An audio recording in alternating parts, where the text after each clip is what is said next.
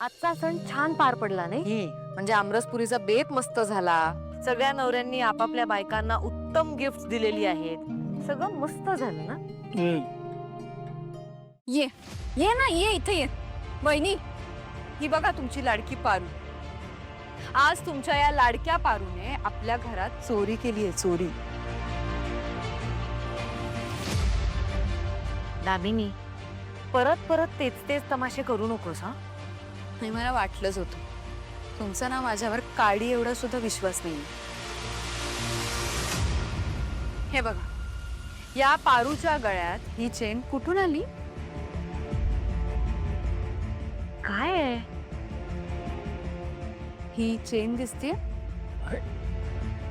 दादासाहेब, तुम्ही आज आदित्य आणि प्रीतमला सेम चेन दिली ना?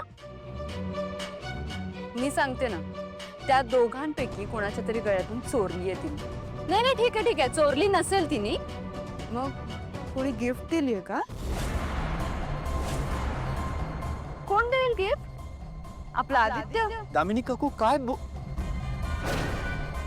वहिनी, मी काय म्हणते, आज काय येतो सोक्ष मोक्ष लागू देतच.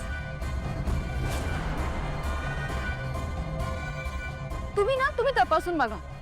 या दोघांच्या गळ्यात जर चेन नसेल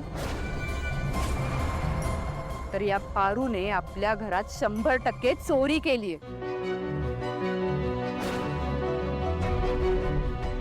एक मिनिट, काय चालू आहे इथे? प्रीतम, ऐक ना, दादासाहेबांनी तुला आणि आदित्यला चेन दिली ना अक्षय तृतीया म्हणून. तुझ्या गळ्यात आहे का ती चेन? दाखव.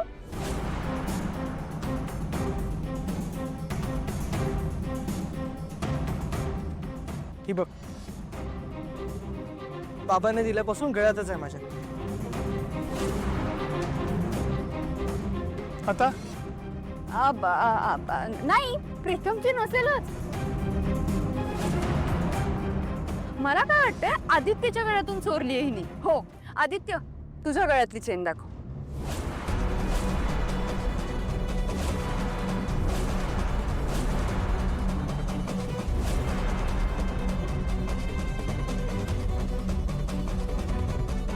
हे बघ, माझी चेन माझ्याच गळ्यात आहे.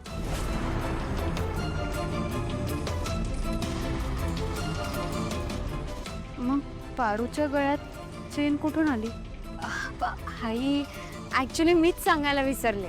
आबांनीच पाठवली होती ही चेन पारूसाठी, अक्षय तृतीयाची एक छोटीशी भेट म्हणून.